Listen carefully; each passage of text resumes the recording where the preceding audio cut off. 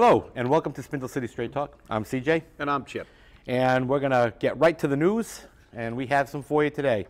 The first thing is we had talked about the insurance situation over at the City of Fall River with the stop-loss insurance. And we had posted on Facebook and on YouTube that our investigation revealed afterwards that some information was erroneously reported. It wasn't Perry Long. It was Patrick Long, his brother. And our source had said P. Long and assumed that it was Perry Long. So we wanted to correct that right away. And again, it's not about the person who's doing it.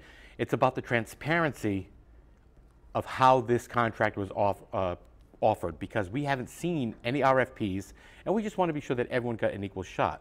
And Chipper has more on that because he was involved in this more closely than I was.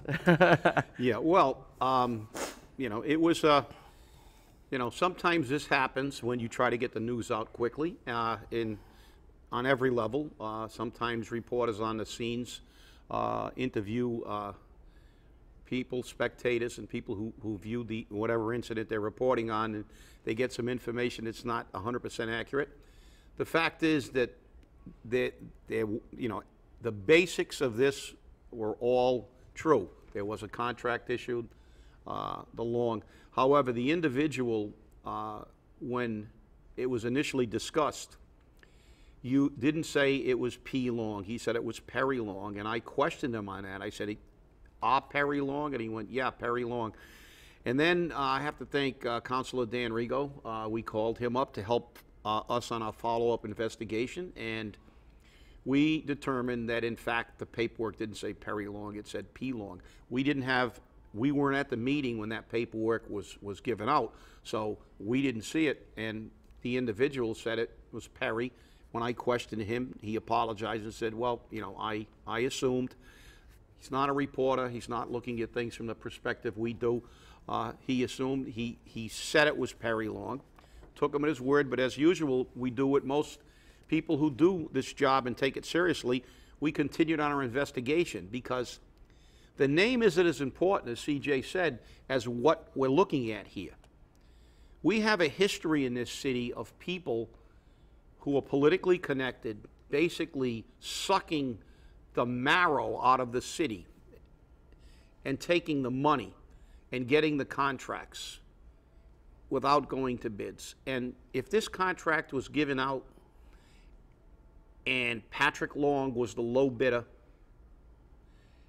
and everybody who had an opportunity from Fall River got to bid, and he won this bid on the up and up, we don't have a problem with that. The fact is that that's the issue. The issue is we did further research into Patrick Long, and I'll turn it over to CJ in a moment, and he'll give you the complete thing. But the fact is, Mr. Long's company's in Rhode Island. Did Fall River companies get to bid?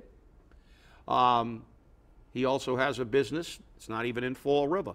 So this is one of the fundamental problems with the city of Fall River. We have a group of people who benefit from their political advantages by backing certain people, and Mr. Long was the treasurer of the mayor's campaign.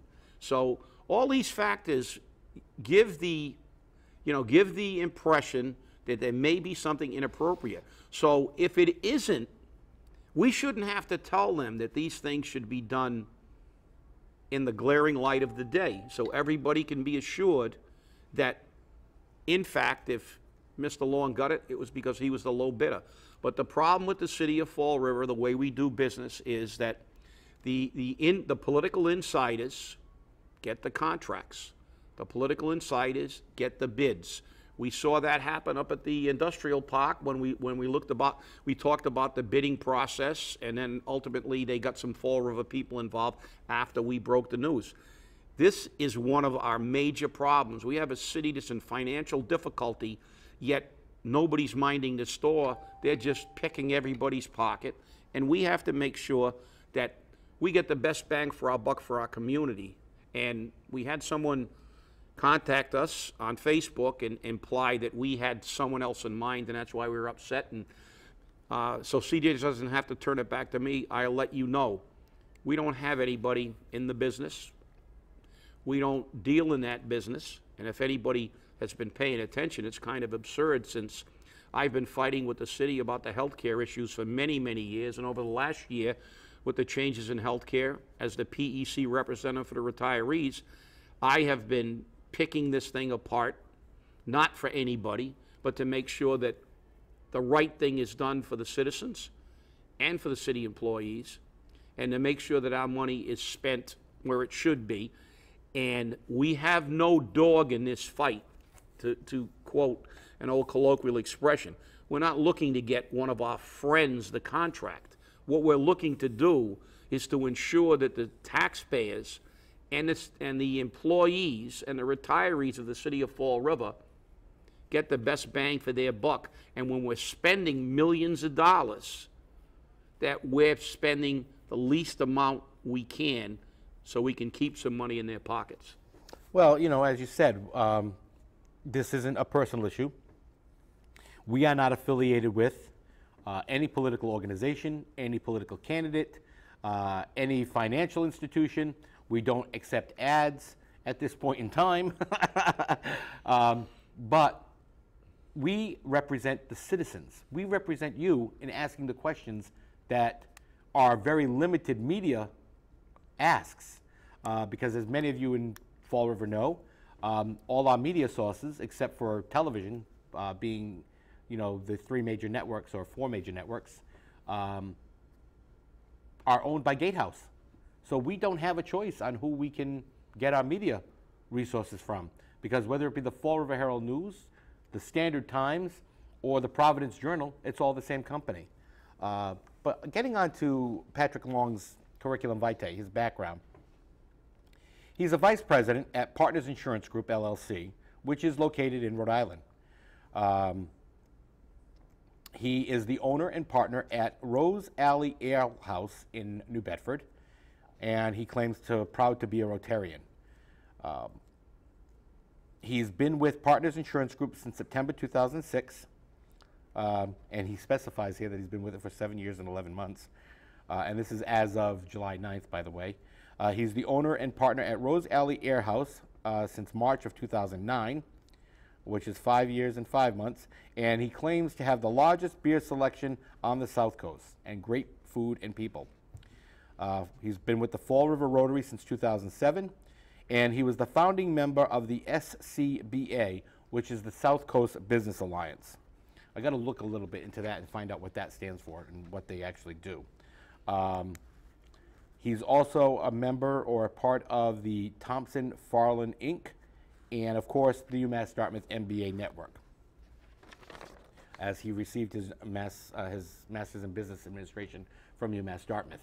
But the Longs have a long history, as was stated earlier, and one of them, again, is Patrick Long served as treasurer for the Flanagan Committee, which filed numerous amended reports and had a question on some of the contributions they received, and you know, all of that's very much public record. So it's just a little strange that Patrick Long then gets this contract, and we can't seem to find an RFP for it anywhere. We're still looking, and this story hasn't died yet, and we're going to keep on top of it.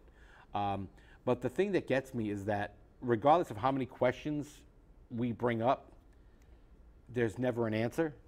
And we know the mayor watches the program. The mayor told me straight out that he watches this program regularly. And I have to say, how could this happen? Is this a political patronage contract? Is this something that we got to pay back the Longs? Because remember also that the mayor's campaign did its call banking from the Long office on Eastern Avenue. So again, we have to question, what does this administration owe to the Longs? And how come it seems that all the Longs are getting paid back accordingly? Well, we shouldn't have to be telling the mayor or any city official that, especially when you're dealing with someone who you have a personal relationship, a political relationship, such as the treasurer of your campaign, that if they're involved in any kind of business dealing with the city, you should always err on the side of giving out even more information as necessary, just to remove the doubt that will always be in people's minds when they hear that name mentioned and say, well, did he get a contract because he was the mayor's treasurer, because his family is firmly entrenched? He gave his brother a nice job and a big pay raise, and they created a position for him. And his other brother ran for city council so the mayor could get another vote on the city council. I mean, you know, let's face it. For a very, very long time, we have had certain people and families who are firmly entrenched in a political process. They are, you know, political players in the game. And the Longs are one of these families. And the fact is, if he got this contract on the up and up, we don't have a problem with that. What I have a problem with is, number one, there was no Fall River company that could give us this insurance. Number two, how many people got to bid on it? Number three, this guy is doing so well in Fall River. Why didn't he open up the ale house in Fall River? They love Fall River so much, they have apartments in East Providence, they have businesses in New Bedford. Yet, well, what's the problem? You know, the problem is there's no transparency in any part of our government. We've seen it with the health care. We've seen it with virtually every question that's ever been answered that has any kind of significance in the way we run our government. The priority seems to be gouge the taxpayer as much as we can, and it's our fault, as we said before. It's time to change the way we do business. This is not the way you do business. We are in a financial catastrophe mode here, and yet we're not making sure that every single dime we spend is the minimum we have to spend. We shouldn't be overspending, and we should have a very, very long and accurate bidding process for anything that's going to cost us a lot of money, because we need to save every dime, and it seems as though our government doesn't realize that yet. Well, you know, I want to know where the feeding trough is. I'm being serious, because it seems that everybody gets to eat from this feeding trough that is physically, financially, or otherwise attached to the rump on the 6th floor. And you say that we need to spend as, you know, little as possible on services. Well, obviously we do that already. Look at our fire department. I mean, and today, because we taped this on Friday, by the way, today we're losing 25 firefighters, to the point that people had to retire to keep some of the younger firemen on the force. They probably are accepting that wonderfully. But are we? We're still 25 firefighters short, because we're going to spend the minimum amount necessary with the fire department. Well, that's the problem. We seem to spend, we have no priorities. We don't spend our money on essential services, which should be our priorities. However, there doesn't seem to be any consideration on the cost of doors for the law department, renovations for the mayor's showers, tiles on the marble floors. Every time I go up to the 6th floor, I conduct a tour. When the doors open and I see some new people there, I say, look at the floor. Look at the TVs. Go on the other 5 floors, and when the doors open, it's not the same. You have now reached the Taj Mahal. There seems to be no consideration for how we spend our money when we're spending it on political insiders and political cronies. But firefighters are too expensive, the police officers are too expensive, DPW is too expensive. Well, that's why we have to change the way we do business, and we have to change our government. You know, if you got a TV repairman that can't fix your TV, you don't go to him anymore. If you got an auto mechanic that can't fix your car, you don't go to him. Why do we continue to put people in those seats in the city council and people's in the 6th floor who just don't care? Who just don't care. Their answer is always, let's raise taxes, let's raise fees, and let's take more money out of a population that almost 25% is living below the poverty level. It's absolutely incredible, and CJ will talk about a statement made by Kenny Pacheco about how 90% of the people do what they're told. Well, you know, we're not supposed to do what we're told. We're supposed to do what is in our own best interests. We have, we pledge allegiance to a republic.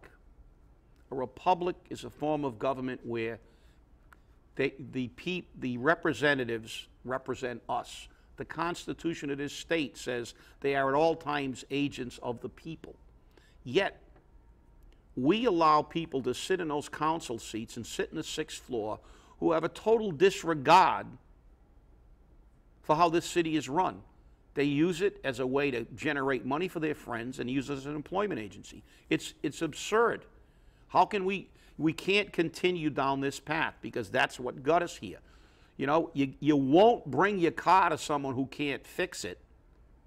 If the people who are sitting in a city council chambers refuse to stop raising taxes, refuse to make this government lean, and categorically refuse to earmark money for the important and necessary things like fire, police, trash, education, it's time to send them packing, people. Well, we've been saying this for a while, and I feel like we're beating a dead horse. No offense to horse lovers. But, on to Ken Pacheco in the pay-as-you-went program, as I'm calling it, because Kenny Pacheco made a statement on the air that 90% of the people of Fall River will do what they're supposed to do. And I kind of interpret that as you'll do as you're told to do, because you're a lemming. And for those of you who don't know what lemmings are, they're these little creatures which follow each other right off the cliff. They'll follow each other to everywhere. And I guess that's what they expect of Fall River people, to be lemmings, to just do as they're told, and how they're told, and don't ask any questions. Well, you know what? You have a choice. You have the right. Pay-as-you-throw is not mandatory for you if you choose to go with a private vendor. And you have that option. Whether you go with ABC, DEF, GHI, waste companies, that's your choice. You have the option. Don't let them think that they hold you by the gonads and you have to do what they tell you to do. You're going to be getting in the mail a bag for free, one bag, a $2 bag. When you look at this bag, you're going to laugh. It is so flimsy, I mean, you can put your finger through it without even trying. You can read the newspaper through the bag. And you're expected to keep your trash in that. But why? And then to absolutely ensure that you don't have an option, Ken Pacheco wants you to understand that they need to have an ordinance issued which levels the playing field, because the city is required to recycle, and he thinks, or he believes, that the waste companies aren't recycling. They're just picking up your trash and throwing it away. When on the contrary, they're not. They're using single stream on everything. One company even invested money into a facility which automatically sorts the recyclables out, the organic wastes out, and the solid waste, all in separate fields, so that they can recoup 99% of the recyclables from your trash. So you want to put the ordinance in place, Kenny, get the city council to do it, because I'm sure the loving members of the council, which do whatever they're told by the mayor, will be more than happy to vote for it without a question. But I don't think it's going to affect many, if any, waste removal companies out there. I think it's just another thing that you've claimed that the DEP wants you to do. Just like the DEP wanted you to go with pay-as-you-throw. I have a request into the DEP for their policies on pay-as-you-throw, as well as their recommendations to communities. And I'm going to give them the necessary time to get it. And we're going to find out what they've actually said to the city of Fall River or any other city about pay-as-you-throw. And now for the big announcement, straight from the 6th floor of Government Center, live over 195, we have it here for you to see, and many of you already have. The mayor has decided to bring the Olympics 2024 to the city of Fall River. And I want to know, where's your head? Do you have any reality in this? Is this just another diversion to take the eyes of the people off of what's going on at City Hall? The mayor has sent a letter to His Excellency Mitt Romney, former governor of Massachusetts. Let's clarify that. Former Republican governor of Massachusetts, stating that, as I am sure you are well aware, the bidding to determine the venue of the 2024 Summer Olympics will begin next year in 2015. Several cities throughout the United States have begun considering a bid to host these games, and for good reasons. I would love nothing more for the 2024 Summer Olympics to be held in the Commonwealth of Massachusetts, and specifically in the great city of Fall River. And right now on Facebook, there's a page saying Boston 2024. And 2 radio talk show hosts are posting it and saying every day, you need to make comments to include Fall River in this bid. Here's the problem, people, and let's get our heads out of our derrieres. I know the FCC says we can use the actual word, but I'm not going to. Do you know how much land it takes for an Olympics? Even for one sporting event. Look at what they did with the Winter Olympics. They built a secured railway from one location to the other. You have to build villages to house all the athletes and their coaches. Huge villages, which in some cases after the Olympics are left barren and useless. You're talking billions, not millions, billions of dollars to build these venues. We're never going to see it. What do you expect them to do? Have the soccer matches at Britland Park? Come on, let's be real here. And, you know, the mayor claims in his letter to Governor Romney that we have a huge history of sporting events in Fall River. Well, you know, Fall River's rich traditions of excellence in sports. The city has produced 4 players for the U.S. men's FIFA World Cup team, including the man who scored the first over hat trick in the World Cup history, as well as the 24 MLB players. Guess what, Mr. Mayor? Woohoo! We produce them. Do they stay here? Not in your life. They know better. We have a rich history, maybe, but that history doesn't stay here. Chip? Well, this is another great indication of why we're in the position we're in. We're talking about something that's 10 years down the road. The city may well be in receivership. And let's face it, this is the real core issue here. This says it to me. It says everything about the way Fall River is.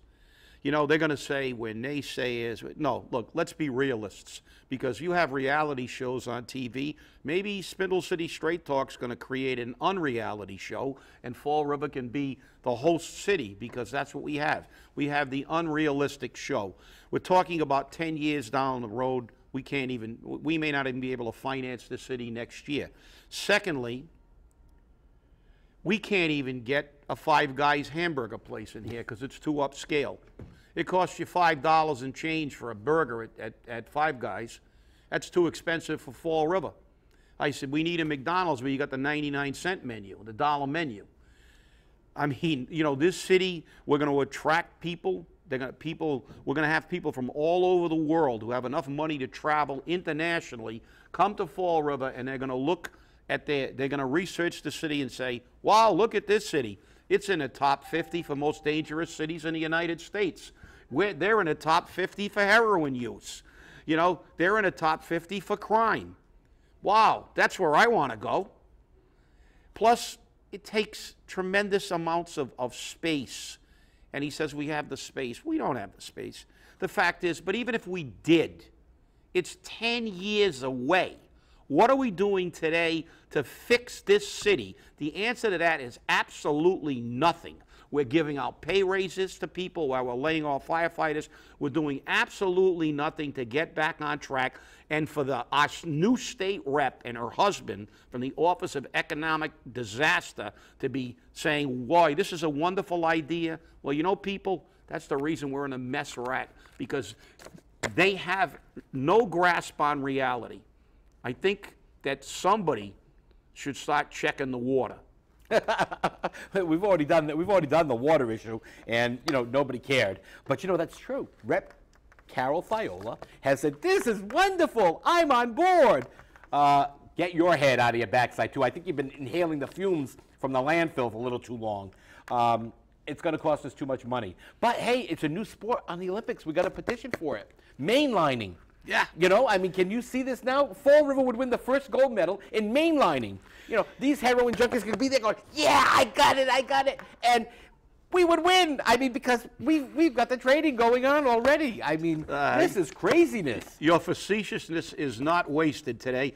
However, you got to remember that Representative Fiola will now have a really great reason why her lights are going to work now on the bridge. With all these great fixes to Fall River, it's like lights to illuminate the disaster that this city's become. Now we're going to have the Olympics 10 years. Why does everything that we look at to fix this city 5, 10 years down the road? Yet when we look at what really is going on, look at the council that flipped and voted 7-1 to raise your taxes, raise your fees, make this city virtually impossible to live on, laid off firefighters, laid off police officers, while they were giving pay raises to the lawyers. Think about that. It's true, and the lights will work though. We're going to illuminate your way to the sporting events of the Olympics in the city of Fall River. Well, the new adage will be, the new colloquial expression will be, the road to hell is paved with LED lights. It's amazing what they're doing. I must applaud the mayor, though. He always has great ideas. I don't think there's any factual basis behind them, but he's got great ideas. And, this is a wonderful idea if we had the land and the money to do this. But, look at the amounts of money that is spent on these programs for the Olympics. You need tons of land. Tons of land you don't have. Boston doesn't have it. They're so congested as it is. It takes 2.5 hours to get into Boston at 8 o'clock in the morning. But the idea is good, but we have no place to put it. You couldn't even put this in the Berkshires. Even if it was plausible, CJ, the fact is it's 10 years away. And if they got the bid, we would have to begin spending tons and tons of money, which we don't have, upgrading everything in this community, at a time where we may not even be solvent. We may not even be solvent next year. This is the most, to me, this is the most grotesque example of political bullshit that I have ever seen. It's always the we're going to fix things in 10 years. Well, next thing, even our casino, let's face it, we weren't going to just build a small casino. We were going to build a world-class destination. Come on. Welcome to Fall River, home of the Unreality Show. And thank you for watching Spindle City Straight Talk. We'll see you again next time. Have a great day.